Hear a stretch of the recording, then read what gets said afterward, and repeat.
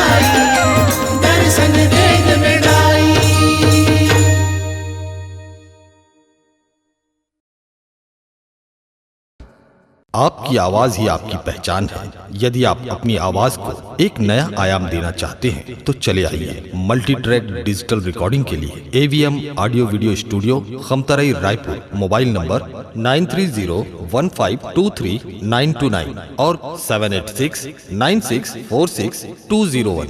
यदि आप नए एवं पुराने गीत सुनना चाहते हैं तो avmgana.com में जाकर गाना फ्री डाउनलोड करें और YouTube चैनल में AVM गाना और KK कैसेट्स को सब्सक्राइब करें।